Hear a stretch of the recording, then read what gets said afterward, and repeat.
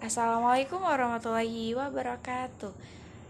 Baik, izin memperkenalkan diri. Nama saya Nerawati atau biasa yang dipanggil Nyimas Mayangsari dari kelas 12 IPS 2. Di sini saya akan menjelaskan beriman kepada hari akhir.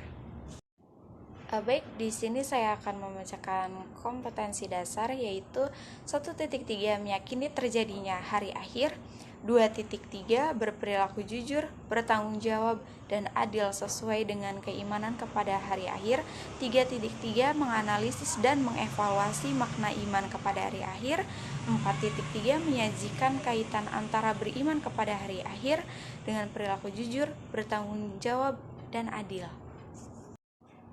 Tujuan pembelajarannya yaitu yang pertama, menjelaskan pengertian iman kepada hari akhir. Yang kedua, menyebutkan beberapa peristiwa setelah hari akhir. Yang ketiga, menjelaskan hikmah beriman kepada hari akhir.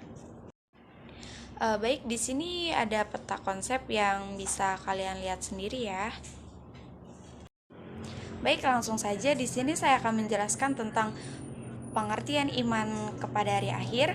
Beriman kepada hari akhir hukumnya adalah wajib dan termasuk rukun iman yang kelima. Secara etimologi, iman kepada hari akhir adalah percaya akan adanya hari akhir, sedangkan secara istilah, pengertian iman kepada hari akhir ialah percaya dan meyakini akan adanya kehidupan yang kekal atau akhirat dan abadi setelah kehidupan di dunia. Baik, yang kedua pembagian hari akhir menurut Al-Quran. Yang pertama, kiamat sugro. Kiamat sugro atau kiamat kecil merupakan peristiwa rusaknya sebagian alam setiap waktu seperti bencana alam dan meninggalnya manusia. Tanda-tanda kiamat sugro: yang pertama, ilmu agama tidak penting lagi. Yang kedua, perilaku mengonsumsi minuman keras, maksiat, dan pembunuhan merajalela. Yang ketiga, tersebarnya fitnah di mana-mana. Yang keempat, jumlah wanita lebih banyak dari laki-laki. Yang kelima, adanya peristiwa saling membunuh antara dua golongan besar yang sama-sama mengaku dirinya memperjuangkan agama Islam. Yang keenam, sering terjadi bencana alam yang menyebabkan kerusakan. Yang kedua, kiamat kubro atau kiamat besar merupakan hancurnya seluruh alam semesta dengan segala isinya. Tanda-tanda kiamat kubro: yang pertama, munculnya kabut atau dukan. Yang kedua, munculnya dajjal. Yang ketiga, munculnya dabah atau binatang melata yang besar. Yang keempat, terbitnya matahari dari barat. Yang kelima, keluarnya Ya'juj dan Ma'juj. Yang keenam, munculnya Isa bin Maryam. Yang ketujuh, adanya 3 gerhana dari timur. Yang kedelapan, gerhana di barat. Kesembilan, gerhana di Jazirah Arab. Yang selanjutnya, hari akhir berdasarkan ilmu pengetahuan ada 2. Yang pertama, berdasarkan ilmu geologi. Bumi terdiri dari semacam gas panas atau nebula. Perut bumi menyimpan gas-gas panas yang karakternya berkembang dan mendesak keluar. Yang kedua, berdasarkan ilmu astronomi. Semua planet beredar mengelilingi matahari. Benda-benda angkasa memiliki daya tarik-menarik yang serasi. Daya tarik-menarik tersebut tidak selamanya memiliki kekuatan yang sama. Semakin lama daya tarik-menarik tersebut akan semakin lemah dan habis. Akibatnya, bumi dan benda-benda angkasa lainnya meluncur dengan kuat sehingga mereka akan saling bertabrakan hingga hancurlah bumi dan segala isinya. Baik, materi yang selanjutnya yaitu beberapa peristiwa setelah hari akhir. Yang pertama, Yaumul Ba'ats adalah hari di mana semua makhluk yang bernyawa dan berakal akan dibangkitkan setelah mengalami kematian atau kiamat untuk dimintai pertanggungjawaban selama hidup di dunia. Yaumul Ba'ats terjadi setelah malaikat Israfil meniup sangkakala yang kedua, dibangkitkan dengan keadaan yang bermacam-macam sesuai dengan amal perbuatan masing-masing. Yang kedua, Yaumul Hasyr, yaitu manusia dikumpulkan dan akan dihisab dan diberi keputusan tentang semua amalan semasa hidup di dunia.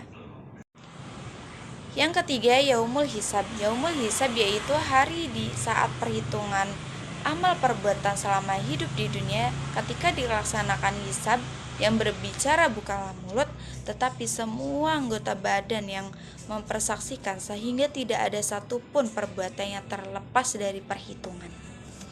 Yang keempat, yaumul mizan. Yaumul mizan adalah di mana setiap amal perbuatan manusia akan ditimbang sehingga diketahui segala amal baik atau buruknya. Perbuatan baik maupun buruk sekecil apapun akan menerima balasannya. Yang kelima, asyirat, ialah jembatan terbentang di atas neraka jahanam, yaitu jembatan antara surga dan neraka. Semua manusia akan melewatinya berdasarkan amal perbuatannya. Tingkat kecepatan seorang mukmin melewati syirat tergantung kepada tingkat keimanan dan amal masing-masing. Yang keenam, yaumul jaza, merupakan hari pembalasan segala perbuatan umat manusia selama hidup di dunia. Manusia dikumpulkan dan semua tindak perbuatan yang dilakukan selama masa hidupnya akan mendapatkan balasan yang diberikan oleh Allah Subhanahu wa taala. Semua itu bergantung pada amal yang dikerjakan. Yang ketujuh, surga dan neraka. Surga merupakan tempat kembali sekaligus balasan bagi orang yang beriman dan bertawakal kepada Allah, balasan terhadap amal soleh yang diperbuat oleh seorang mukmin. Neraka ialah tempat kembali sekaligus balasan bagi orang yang ingkar terhadap perintah Allah Subhanahu wa taala, tidak beriman dan tidak bertakwa kepada Allah Subhanahu wa taala. Baik, materi yang terakhir yaitu hikmah beriman kepada hari akhir. Yang pertama, berusaha dengan semaksimal mematuhi ajaran agama Allah, berpandangan optimis akan adanya balasan kebaikan dari Allah. Yang kedua, menyadarkan manusia untuk berhati-hati, perhitungan, dan disiplin. Yang ketiga, menyadarkan manusia dari sifat lupa diri terhadap kesenangan dunia. Yang keempat, menumbuhkan rasa sosial dalam kehidupan di masyarakat. Yang kelima, bersikap optimis dan percaya diri untuk membuat amal saleh. Yang keenam, selalu berhati-hati ketika berbicara, bersikap, dan berbuat.